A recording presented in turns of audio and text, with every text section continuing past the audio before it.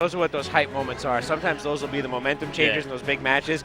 And even me, I'm so guilty of it. You just get flabbergasted. You're like, where did that option come from? What was that? But you get a little opportunity now to get your info in. And then while it's also hype, you can still at least commentate it.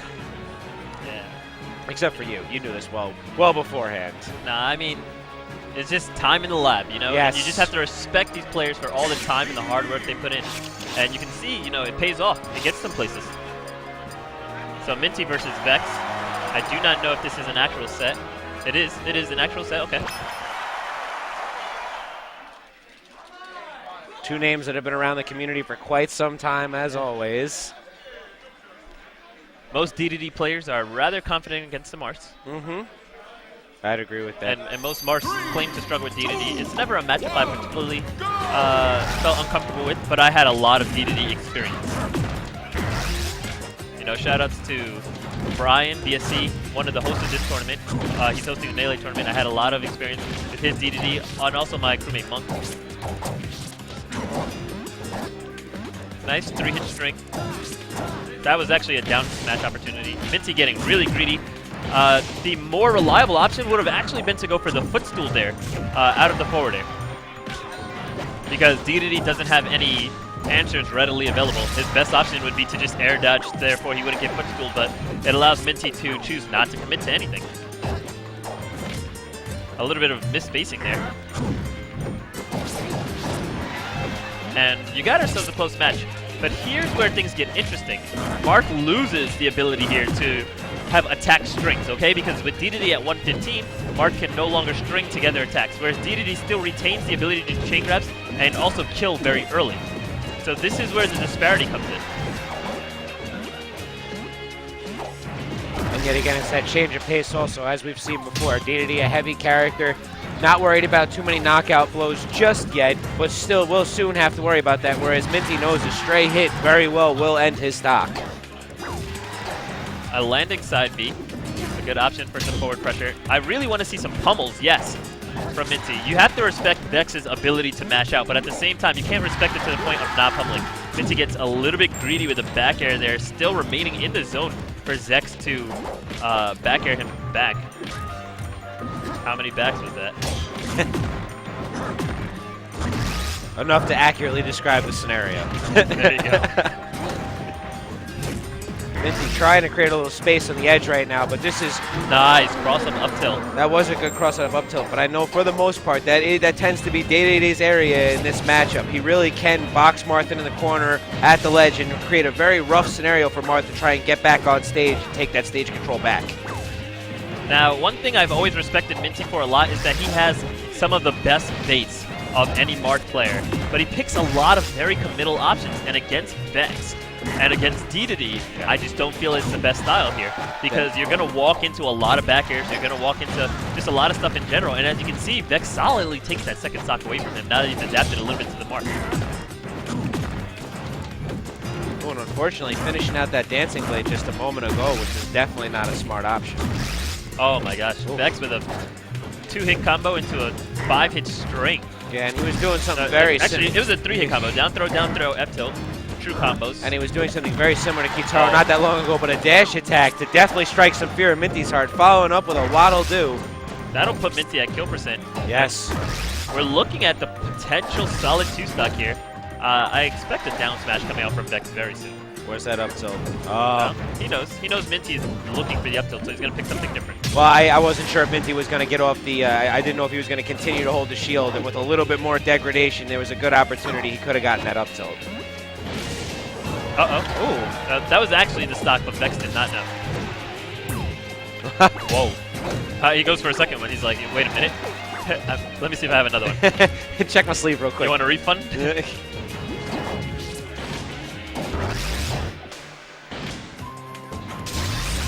Very nice. Smart option.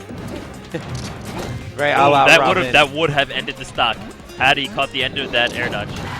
Oh my gosh. Ooh, wow. Accidental shield breaker for style points, and Vex SDs in panic somehow.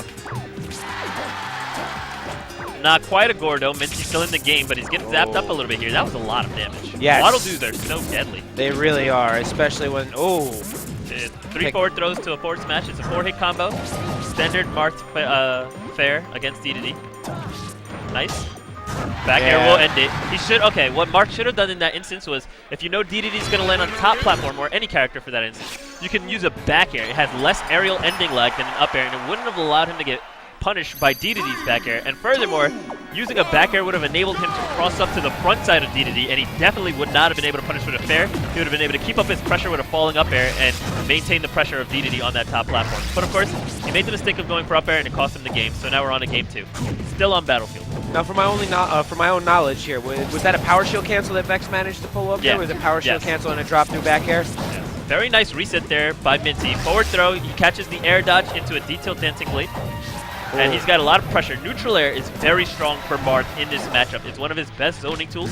It allows Marth to stay very mobile and yet still rack up a lot of damage and a lot of knockback. Just really strong bread and butter. You're going to use it, maybe I use it in this matchup more than fair, more than forward air. Now Minty, despite having the advantage on stage, oh, I like the up throw option a lot. Minty, despite having the advantage on the stage, excuse me, in percent, Vex had stage control for a little bit there, but Minty took it back, does not close out the stock.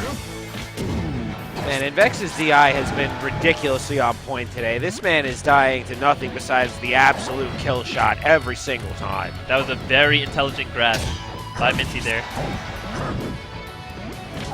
I'm looking for down smash. That Mika Neko? I don't know how I feel about calling that the Mika Neko. Okay, fair enough. I just, I mean, I guess. Yeah. Just after Apex, I mean, it was pretty clear that that man was running down smash pretty hard. So I was down smashing way before. No, Mika fair Neko. enough. Hashtag salt. Yeah, no need for the hipster shades. No, all right. But nah, big shout out to Mika Neko. Fantastic Marth player. I really respect his style. Definitely a huge improvement over myself. Well, we'll give it this much. Mika Neko had revived the Pierce that we had potentially forgotten about in my case. Oh, I don't know. I really like the idea behind what he's going for there. I just didn't like the up tilt. It's just not a great transition. The move has too much ending lag to use it for anything but a finisher, and he wanted to keep that string going. Didn't want to give it away just yet. So even if it wasn't inaccurate, I wouldn't have really favored it as the next move in that situation. I did like that the slow input side dancing blade right there to deal with not only the Waddle D that was walking around, but still get an opportunity to hit day-to-day if he wasn't shielding properly. Excellent chain grab precision by Vex in that situation. You know, if you're off by just a little bit, Marth is able to escape that chain grab. And Vex really going for those big follow-up mix-ups too, really going for that overcommitted fair, because if it does go through, that would have given him a huge lead, and it's a nice mix-up for people who are unexpecting. A little bit of mix-up DI scores Vex a forward air against Minty, who thought he was going to be able to get a forward air against Vex, but instead should have gone for up air. Great aerial spacing by Vex to secure that stock. He has regained the lead against Minty, who is struggling to find a kill. Wow. He's just committing to so much stuff when Marth has so many beautiful baiting options. Neutral air is really safe. Oh, there we go. Uh-oh, Marth has no jump. Minty manages to air dodge through, get to the ledge, but Vex is taking control of the match. And never to question Vex, just a little, side thing I've noticed here. I've seen very little back throw from Vex, and I know normally that's pretty standard procedure to get a good chunk of damage, but it seems that he has clearly evolved to a level where he wants Marth off stage and another opportunity to gimp him. So just a very interesting change in play style to see a day-to-day not following up chain grabs with a back throw. Well, one thing you have to remember is that while back throw is 16 damage, So down beefy. throw into forward tilt unstales 2 separate moves, and it also is a combination of 18 damage when the moves are using conjunction. So that might have a little bit to do, just a 2% more, the ability to get that forward tilt out there. But I do agree that I'm a little bit surprised that there has been so little back throw. I do favor back throw in a lot of situations. I don't favor down air ever. Even if you connect, I think forward smash is still the better option. You get DDD further off the stage because ultimately you're going to be punishing the up B one way or another. But Vex is able to take it over Minty, solid 2-0 as predicted.